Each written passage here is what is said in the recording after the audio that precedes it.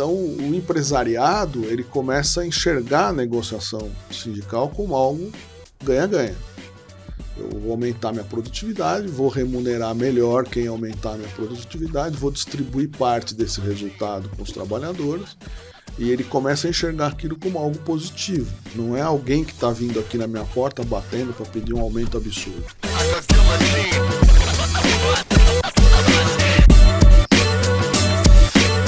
Oi, turma, sejam bem-vindos, sejam bem-vindas. Eu e Gederson estamos recebendo o Solon Cunha pela segunda vez. Verdade. Tem muito pouca gente que participou de 2 podcasts com a gente, hein, Solon? Muito obrigado. Menos de 5, acho, lembrando de nomes agora aqui. Eu me lembro de 3 só. Mas super bem-vindo, o foco é o Solon. Olha só, muito obrigado. Vocês já sabem, a gente nunca apresenta o nosso convidado com o currículo, né? Mas a gente tem aqui, né? Porque a gente vai lendo, vai dando ideia para a conversa. O Gederson sempre prepara, coloca o currículo aqui atrás dessa ficha. Eu gosto, O currículo do Solon caiu aqui, vazou, passou. Extrapolou o tamanho da ficha. Imagina. E o Gederson colocou em letras pequenas ainda. Aí não dá para ler melhor. Então, ok. Então. Currículo sempre eu digo Não que é o que vamos você ler. fez, né? Exatamente. Não o que você fará. Não, mas tem aqui. É meio obituário. Mas aqui no teu currículo fala de missão também, tu tem missão, então missão sempre é a futuro. Tá certo. Tá bacana, pena que a gente não vai ler, mas um dia a gente divulga aí. Mas a gente vai bom. começar falando um pouco de passado, um pouco de história, retrospectiva. A gente vai falar sobre relações trabalhistas e sindicais, negociação, e acho que é super bacana você contar pra gente como é que essa função evoluiu dentro do mundo de recursos humanos. É interessante isso, porque as relações trabalhistas e sindicais começaram no Brasil de uma forma complexa, né? Que foi na década de 70, ali naquela confusão que foi entre o regime militar. Já vieram os flashes assim das imagens dos jornais na televisão. É inevitável, né? Para quem viveu esse período, não foi o meu caso. Não, eu também não, eu também era pequenininho. Era bem criança. Então, depois desse tempo, se prestou atenção nas formas de negociação, né? A negociação coletiva tomou um vulto enorme. Ela era feita pelo departamento pessoal. Alguém do departamento pessoal que tinha uma relação quase que, eu não diria de amizade, mas uma relação mais próxima dos líderes sindicais. Então, muito era discutido no boteco. Literalmente. Era na base da caipirinha. Eu lembro que uma vez um líder sindical falou para mim, vamos tomar uma Smirnoff? Né? Era aquela história. Smirnoff é ótimo. Era aquela história de ir pro bar para conversar. Tem uma famoso restaurante no ABC lá que faz coxinha de frango, e que era o lugar onde os sindicalistas se reuniam. Esse restaurante existe até hoje. Existe. Eu fui nesse restaurante. Não é perto da Volkswagen? Hã? Não é perto da Volkswagen? Perto. Então o pessoal ia muito ali. Ali era um centro de negócio, era um centro de negociação aquele restaurante. Todo mundo se encontrava ali e fazia as negociações ali. Essa proximidade era pouco profissional, né? Era uma coisa de, pediram isso, vamos dar, não vamos. Aí o empresário chutava um número e tal. Aí veio o efeito do Diese, né? Como os números eram dados pelo governo, o IPC, INPC, etc., e a taxa de inflação, que naquela época eram números astronômicos, né? Eram dados pelo governo e não se sabia a veracidade desses dados. Tem até uma lenda, dizem, né, que o finado Delfim Neto manipulava esses números na hora das negociações. Então, o movimento sindical criou o Diese, que era um grupo técnico que analisava os números e contestava os números do governo. Isso deu um baque de uma necessidade das empresas também terem esses números, né? Então, as federações, as confederações patronais começaram a contratar gente. Daí surgiram os professores Pastores, Berstein, né, fazendo Hélio, fazendo lá a fé, né, fazendo os laudos e os números. Esse pessoal foi evoluindo e aí criou um grupo de negociação sindical dentro das empresas.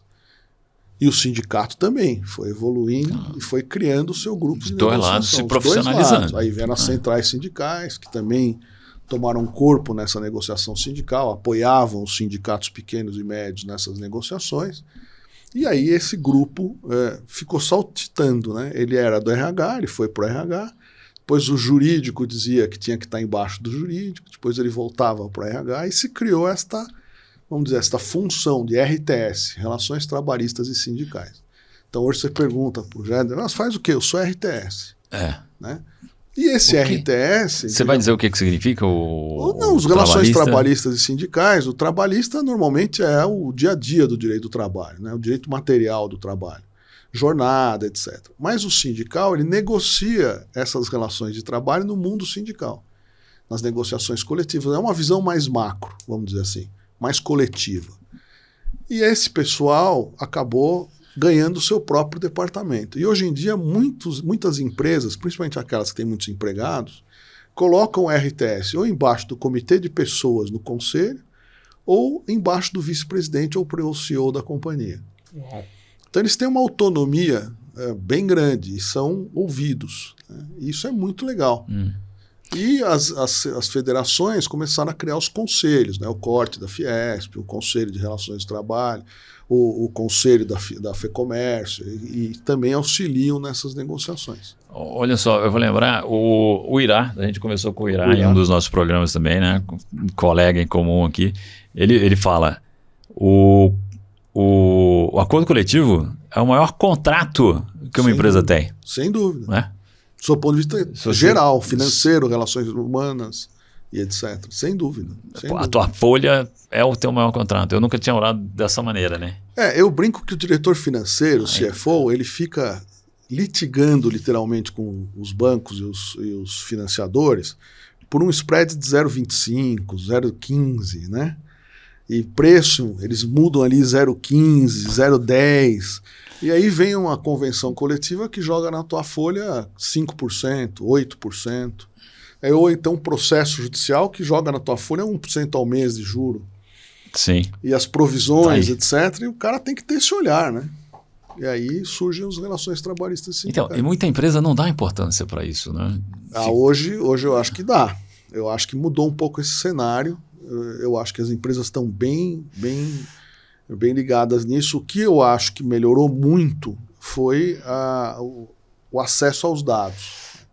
Hoje você tem uma inteligência, você que gosta desses temas, vocês dois, você tem uma inteligência artificial que te fornece elementos para essa negociação. E não é com todo respeito, não é um chat GPT da vida, né? São empresas que fazem isso com qualidade. Peraí, acho que a gente tomou uma tangente aqui na hora que estava falando da evolução do RTS. Tá, quer voltar aí para fechar e depois a gente vem na tecnologia? Tá bom, vamos voltar. Então tá. Só queria fazer um comentário também. Mas essa mudança de comportamento, principalmente das empresas, como o Marcelo falou, e você disse, não, já mudou, é na dor, né? É na dor. Entendeu? Não é uma coisa assim do tipo, não, porque sempre que surgiu, já era... deveria ter sido cuidado exatamente de forma diferente, né? Então, eu digo, quando uma empresa, por exemplo, entra em greve, já foi, né? É uma frustração da negociação. Claro. A greve é o último recurso que o sindicato usa para ter o seu objetivo alcançado. Então, quando chega numa paralisação, é muito difícil, né? Você conseguir retomar uma negociação, conversar com o líder sindical. Outra coisa que é interessante nesse histórico que o Marcelo sugeriu que fosse criado aqui, é que este cidadão, esta pessoa que acompanhava as negociações, às vezes se aposenta, muda de emprego ou morre, né? E com ele vai todo o histórico da negociação. Então, eu acompanho isso várias vezes na minha carreira. Empresas, então o Marcelo, por exemplo, é diretor de RH lá de uma empresa, ele vai negociando com aquela empresa há 15 anos. Aí, de repente, o Marcelo fala, aposentei. Não quero mais. E dificilmente alguém treinado por ele vai substituí-lo nas relações com os líderes sindicais, no respeito, né? Eu fiz um curso de negociação uma vez que a pessoa me disse assim, olha, o mais importante da negociação é o respeito. Quando você senta à mesa, o cara sabe que você vai cumprir o que você está falando e sabe que se você disser que a última proposta é esta. Isso você não transfere. É uma questão de experiência, de relacionamento, de anos de relacionamento. Então as empresas têm que se preparar para essa transição. Tem que treinar a sua equipe para ter uma transição. Porque o Marcelo pode, com todo respeito, pode morrer. Mudar de trabalho, mudar de... Querer fazer outra coisa, trabalhar para outra empresa. Então, as empresas... Então, a coisa... A gente tinha falado... Então, tem outro episódio onde a gente falou sobre planejamento sucessório. Tá. Foi com a Adriana Chaves que a gente conversou, né? Porque o planejamento toma tempo. obviamente, então toma recursos, né, e custa dinheiro. Sem dúvida. E às vezes você precisa, inclusive, de uma redundância. Você precisa colocar alguém intencionalmente para se preparar para ser sucessor, né? Então, é um headcount a mais, é uma pessoa a mais na tua folha de pagamento. E isso custa dinheiro e às vezes as empresas não fazem, mas é um tema de continuidade de negócio. Exato. A empresa não pode se tornar refém de perder uma pessoa. E aí... E os registros também, porque aquilo fica muito na cabeça da pessoa. Olha, eu já peguei várias negociações sindicais que eu pergunto para o CEO, eu falo, escuta, mas no ano passado vocês negociaram que, pô, isso aí foi o fulano que saiu, vamos ligar para ele? Olha que absurdo. Quer dizer, não tem um registro ali do razoável, do que foi pensado à época, ou do porquê das coisas. Então liga pro cara, o cara tá, às vezes, de férias, né? Desculpa te incomodar, pô. Quando esse cara não quiser falar também, Exato. né? Tipo assim, não vou te falar. Exato. Ou pra te falar vai te custar tanto. Ou até esqueceu, que já passou esqueceu, tanto tempo tipo, também. Que ou não é não mais, quero me meter não é nisso. mais... Nossa, minha agenda aqui. A resposta que vier tá boa, né? Pode vir qualquer uma. Tem que ser né? respeitada. Tem que ser respeitada. Da forma como você está trazendo e falando, Solon, é uma atribuição para o profissional que cuida desse assunto também de pesada, né? Assim, de um perfil. Você falou em confiança, você falou em relações, né? Sim. Se fala de relação trabalhista sindical, cara, começa com relação. Então, você precisa ser uma pessoa de bom relacionamento, acessível, de inteligência, de conduzir uma boa negociação. Sem enfim, dúvida. São vários skills desse profissional, cara, não é fácil achar. Que não é fácil achar e que deve ou deveria ser muito valorizado pelo mercado e que, ao mesmo tempo, eu vejo os RHs falando assim, tipo, não toca nisso, deixa lá. Fala com... Geralmente é uma pessoa, né? Não é um departamento, exato. É um profissional. E eu vou pôr uma pimenta aí, já, se você permitir. Claro. E é um mundo masculino e machista. É um horror isso. É um mundo masculino. É um dos lados, né? Eu criando essa persona, e ao meu viés, né? Não me veio nem espaço para ter uma figura feminina, com todo respeito à nossa audiência, que acho que não, tem muitas, é feminina. Tem muitas. Mas tu vai criando o estereótipo, né? E você tem a Meire no Boticário, né? Por exemplo. Que a Meire no Boticário, que é uma negociadora excelente. Enfim, você tem mulheres, mas outro dia eu fui fazer uma palestra numa federação aí. E era uma reunião de todos os sindicatos da federação. Tinham mais de 200 sindicatos lá. E tinham 2 mulheres presidentes de sindicato. Federação patronal, 2 mulheres. Então... De uma audiência de quantas pessoas? 100 e poucas pessoas, 2. Então, o número de dirigentes sindicais mulheres é muito pequeno ainda. Está melhorando, cada ano melhora. Mas é um mundo machista. É um mundo bem masculino, vamos chamar assim. Vamos... Então vamos falar de como é que... E você faz isso, né? Faço. Alguns anos. Vamos falar de negociação. Como é que a gente consegue uma negociação ganha-ganha? Porque muito do que você comentou aqui, da visão que eu tenho também, que existe no mundo corporativo é uma questão adversarial com os sindicatos. Empresa versus sindicato. Né? A gente não gosta. Relega a segundo plano, não dá muita atenção. Coloca uma pessoa que não tem muito recurso para trabalhar. E outras dificuldades, assim, né? Para que a gente construa uma relação hoje, boa. Eu diria para você que o tema da moda é produtividade. Tanto por essa questão da emenda constitucional que está tentando se implementar para diminuir o dia de trabalho, né? Da escala 6x1, mudar tal. Mas a produtividade é um tema. A participação nos resultados, o PLR ou PPR, como alguns chamam, ela veio durante uma década aí ajudando um pouco nessa temática, que é um acordo, às vezes, separado da convenção coletiva, é um acordo com a empresa, né? Não é da categoria como um todo, e ele é um acordo que vai montando métricas de produtividade. Então, o empresariado ele começa a enxergar a negociação sindical como algo ganha-ganha. Eu vou aumentar minha produtividade, vou remunerar melhor quem aumentar minha produtividade, vou distribuir parte desse resultado com os trabalhadores, e ele começa a enxergar aquilo como algo positivo. Não é alguém que está vindo aqui na minha porta batendo para pedir um aumento absurdo.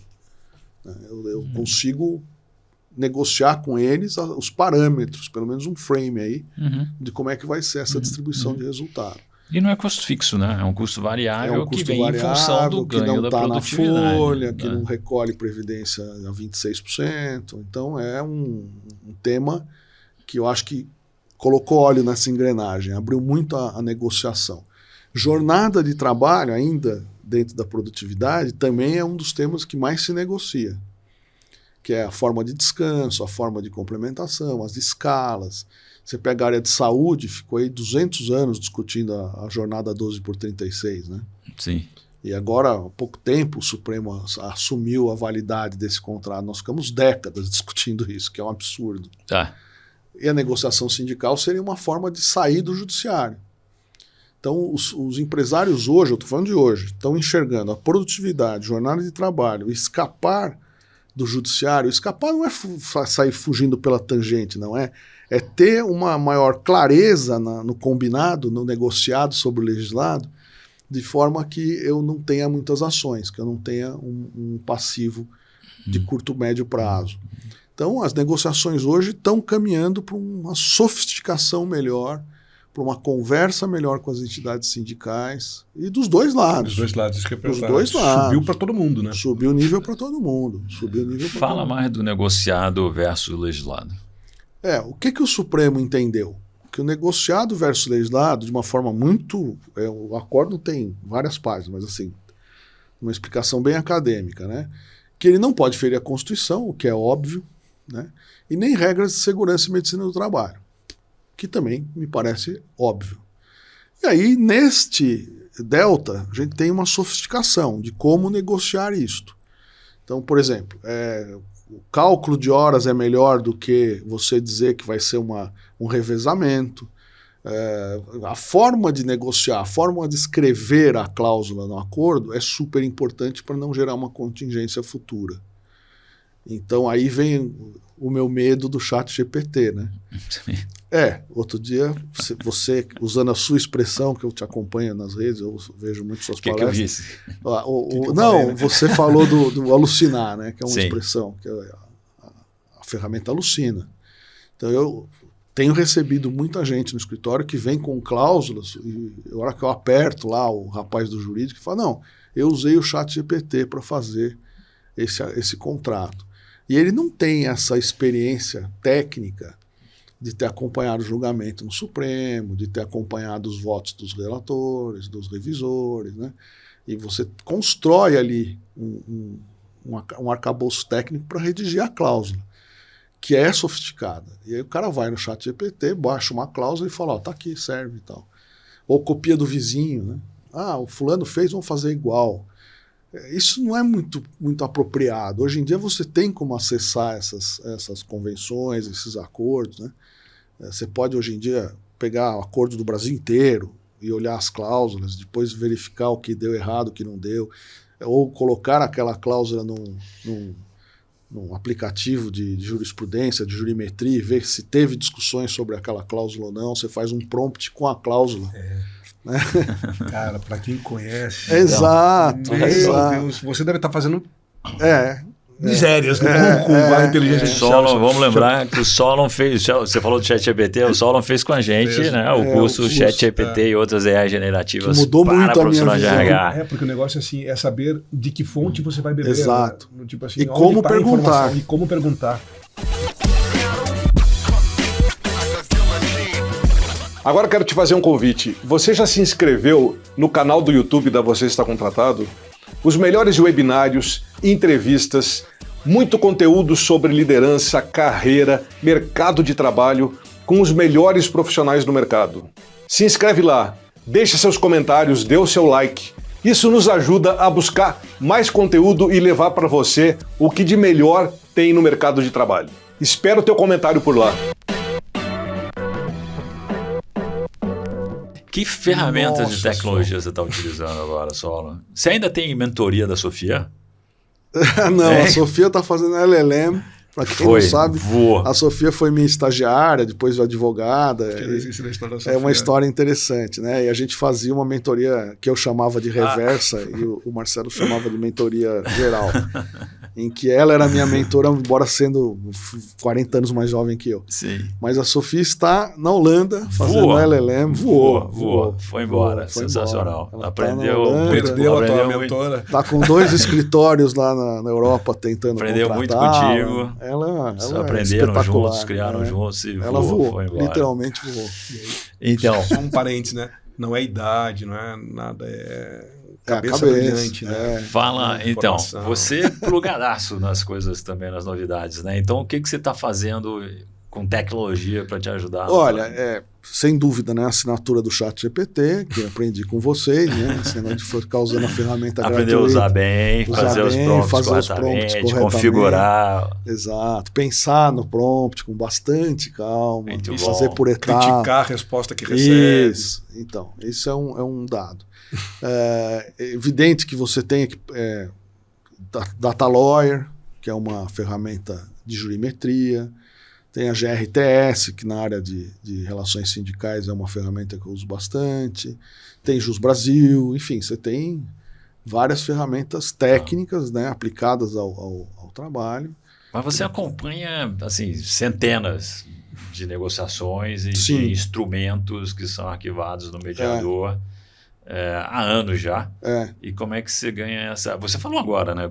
Para redigir uma cláusula, você pode consultar vários instrumentos diferentes. Você pode consultar o que deu de problema no judiciário. Então você faz um prompt com a cláusula e verifica o que o judiciário interpretou daquela cláusula, que é fantástico. E você pode consultar uma GRTS da vida e ver quais são os acordos que foram feitos no Brasil sobre aquela cláusula, sobre aquela categoria, enfim. Né? Outro dia eu estava assessorando um shopping center que estava discutindo a questão da creche. Né? Sindicato dos comerciários querendo uma creche no shopping, que é uma discussão de década. Na verdade, o shopping não é empregador de toda aquela gente, mas ele aglutina toda aquela gente. Então, como é que faz? A responsabilidade. A loja em si, ela tem 2 funcionários, então não precisa ter uma creche. Mas o shopping tem 2.000. Será que o shopping precisa ter uma creche? Então, os sindicatos dos comerciários têm pleiteado muito isso. Então, você pega uma ferramenta digital, você pode apurar numa GRTS da vida todos os acordos feitos por shopping em creches. E isso na negociação é fundamental. Outro dia, numa mineradora lá que eu estava trabalhando, numa empresa de ferro, eu levantei na região todos os acordos que os sindicatos metalúrgicos tinham feito nos últimos 24 meses. E uma cláusula específica que eles estavam pleiteando do meu cliente. E aí eu apresentei na reunião, e o líder sindical ficou assustado, porque... Como é que ele trouxe esse nível de detalhe? Pois é, né? Exatamente. Eu não contei para ele. Eu postei de gênio. Mas você acelera muito. Né? Antigamente a gente fazia isso na unha. E tinha uma equipe de 40 pessoas fazer isso. Hoje ainda tem uma equipe que faz isso, mas agora é um filtro mais selecionado. Eu pego na ferramenta aquele monte de informação e aí a equipe trabalha já no material, vamos dizer, pré-preparado. Trabalha na inteligência. Exato, né? exato. Ontem a gente falou sobre isso. Né? Tipo, a quantidade de tempo de hora, não é que não está mais sendo feito. Sim, está sendo feito, mas de uma proporção e talvez com um grau de acuracidade infinitamente maior também. E te provoca. Né? Porque você vê uma cláusula ali que você não tinha pensado. Fala, pô, como é que o cara escreveu isso aqui? Que legal, que boa ideia. E mesmo os 40 com os 80 braços não iam conseguir coletar e analisar na profundidade que no tempo, instrumento. E negociação sindical é muito ágil, né? Sim. E essa é uma outra questão interessante da negociação, porque hoje em dia o sindicalista ele sai da reunião com você, pega o celular na porta da reunião e fala, pessoal, acabei de sair da reunião aqui, e joga no WhatsApp de 6.000 pessoas. E aí você chega na fábrica, o cara já sabe o que você está negociando. Ou na conta do Instagram do sindicato. Isso, Facebook, enfim, quem ele quiser. O que for, né? As redes sociais todas estão aí para isso. Pro bem e pro mal, né? Pro bem e pro mal. Pro bem e pro mal. Agora, a empresa ainda tem uma dificuldade burocrática nisso. Eu falo muito para meus clientes.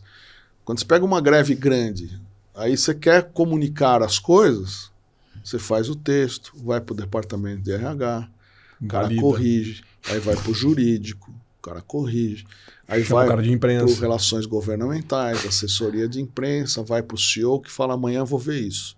E aí ele olha e solta, ou ele fala, não, eu não quero fazer essa comunicação, sem saber por quê, ou ele solta depois de, sei lá, 70 horas. E depois de tanta gente ter metido a mão, Já talvez era. você Tá tenha muito perdido atrasado, a mensagem, inclusive. Já era. Mas Muito perdeu. atrasado. No mínimo Perdeu. time já foi. Já No mínimo foi, time já foi, exatamente.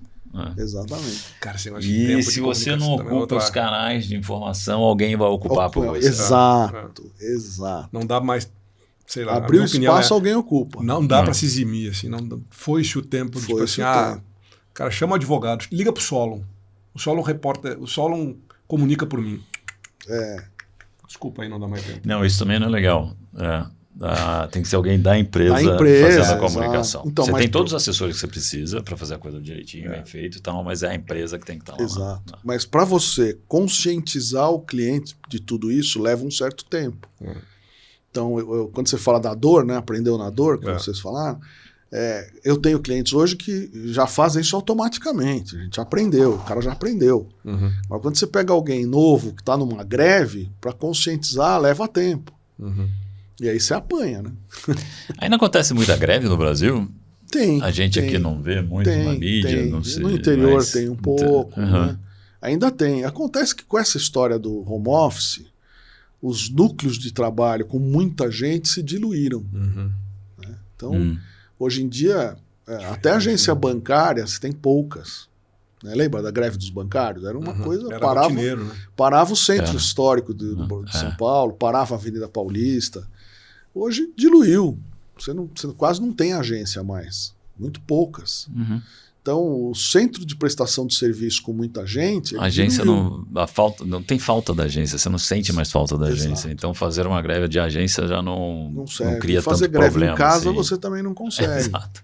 Agora, o impacto era muito maior na sociedade. Forte. Na E agora não indústria impacta mais. ainda existe esse Certo. contingente. Porque o polo industrial ainda atrai um monte de gente no mesmo local. Embora as indústrias também não tenham mais polos industriais gigantes. Eles estão dividindo a sua linha de produção em vários polos. E isso tira a base territorial, muda o sindicato, não é sempre o mesmo sindicato. Então a greve robusta ela diminuiu muito. Então, é um momento de ruptura, assim, né, a greve, né, obviamente. Como é que a gente evita isso, os dois lados? Como é que, ou principalmente nós, lado empresa, como é que a empresa deve se posicionar? Primeiro, mantendo conversas regulares com o sindicato. Eu costumo dizer que a negociação sindical é uma expressão que eu uso muito com os alunos. Né? Eu falo assim, assinou a convenção coletiva. Assinou. Aí dá aquele alívio, né? Você fala, cheguei no consenso. Né? Cheguei no consenso, vou dormir. Eu brinco, começou de novo. Falo, Paulo, não baixa não. Começou de novo. Começou o quê? Avaliar as métricas. Não relaxa não.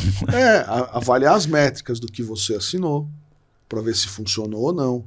Você pode fazer um aditamento, você pode tentar melhorar, porque no decorrer, na aplicabilidade daquelas regras não deu certo. E já mantém a relação do ano que vem, da negociação sindical. Porque vem outra, né? Porque a cada ano vem. Você pode fazer até 2 anos, mas a maioria faz por 1 ano. Então, durante 1 ano, não adianta você chegar 3 meses antes da database e ligar para o sindicato e falar, e aí? Solon, mas deixa essa pessoa pelo menos ter uma noite de sono tranquila, né? Deixa ela dormir tranquilinha, né? Não te preocupa, vai, comemora. Comemora o êxito que assinou, tudo bonitinho. Mas acorda amanhã de manhã esperto, porque tem que começar a preparar o próximo ciclo. Mas você quer ver uma coisa interessante? Mas isso em qualquer negócio, né? Vocês devem conhecer o Adalto, né? Que hoje está na Febraban. O Adalto ele tinha uma frase que eu gostava muito. Ele falava, olha, as empresas também precisam apresentar a pauta para o sindicato. Então, isso eu estou falando de 10 anos, sei lá, 15 anos atrás. Era muito comum a empresa ficar passiva esperando. Aí ia chegando a database e falava, escuta, e aí, gente? Não, eles não chamaram a gente, tô bem.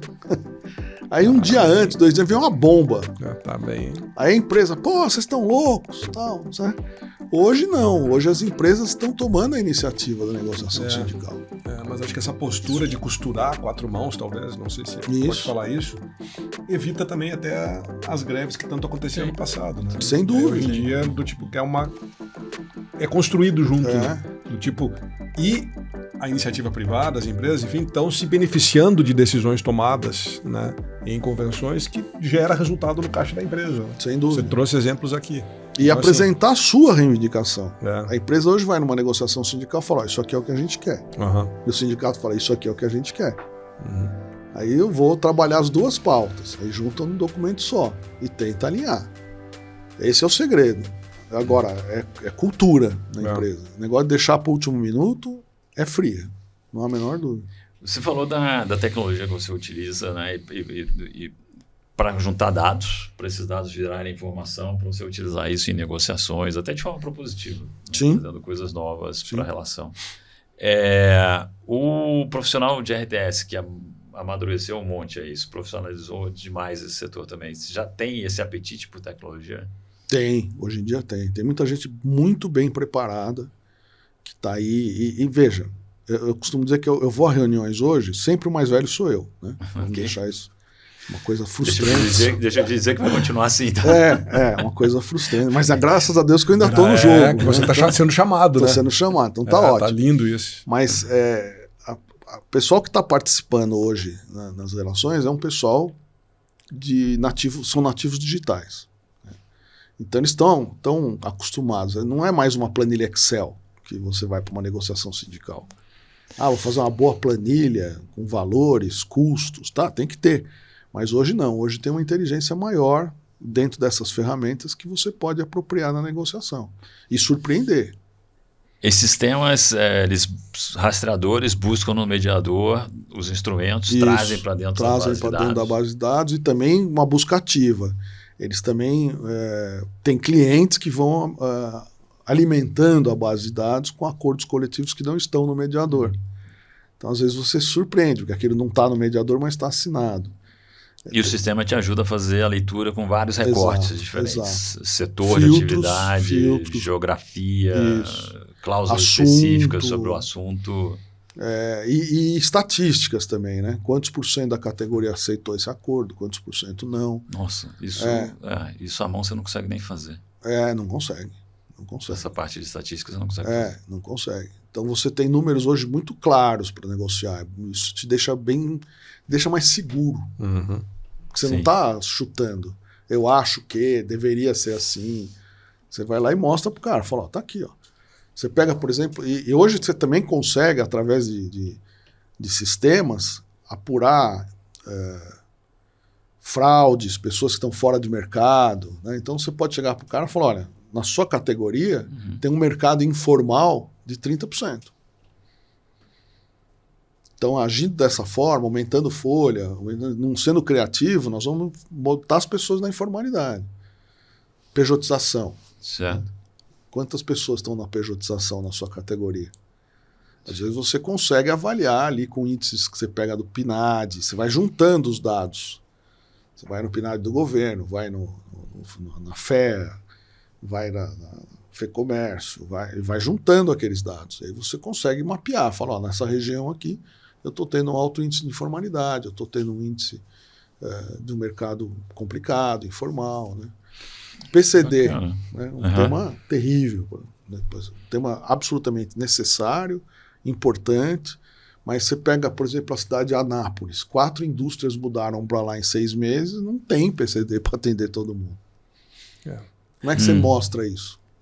E o que eu acho... Com dados. Com dados. E o que eu acho mais incrível disso tudo é que você não precisa se mexer para ter todas essas informações que num passado recente você precisaria ir para Anápolis, para ir lá conversar com o sindicato, para ir lá não sei o quê, com o prefeito, com as indústrias, né? E agora tu fica assim, na frente do teu computador, puxa, a GRTS, enfim, ChatGPT, mais isso, mais aquilo, mais... Cara, sem sair da tua cadeira, de dentro da tua casa, você tem a informação que você precisa para aí sim ir para uma defesa, ir para uma... Cara, o mundo... E na compra e venda de empresas também, no M&A. Né? Se for para uma visão mais macro, o cara que está investindo e comprando empresas no M&A, ele quer uma avaliação da empresa target. Ele quer saber o que tem ali. E aí ele pede para nós para fazer relatórios de relações trabalhistas sindicais para mostrar o que ele está comprando. Claro. Você abriu outro horizonte aqui nessa conversa. É isso aí. Sensacional. Vai ter um terceiro episódio com o Solon. Sensacional. Tem uma nova... Isso é ser estratégico, né? É isso. Ver o que ninguém mais está vendo, assim, ver essas oportunidades. Eu vou ter uma nova profissão no mercado que chama Searcher. no mercado financeiro, que são os caras que procuram investimentos, né? Procuram aonde investir. Então eles vão procurando negócios no mercado. Então o searcher vai, ele pega lá uma empresa que o Jeder criou, uma startup que é em Anápolis e está lá, né? E ele vai e mostra para os fundos de investimento. Fala, ó, isso aqui é um negócio legal. Se fosse vocês, eu investia dinheiro aqui, dava um salto aqui, né? E aí eles me contratam, já tive várias pessoas que me contrataram para fazer essa busca, para encontrar como é que está a relação sindical ali, como é que estão os negócios, como é que estão os acordos, se tem muita ação trabalhista, pouca ação trabalhista. Não é uma due diligence só quanto eu devo. São os temas que estão sendo discutidos nos processos. Quais são os pedidos que estão naqueles processos? Por que tem tanto? Você vai ali. E é o que você falou, do seu computador ali, você vai. Olhando a tendência, olhando para frente, olhando o que está aumentando, né? O que está perdendo relevância. Aonde eu vou instalar a minha unidade nova?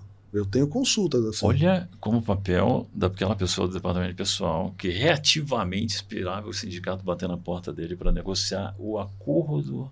É isso aí. Uma coisa chata que ninguém queria ver, ninguém queria falar. Olha o valor que isso tem.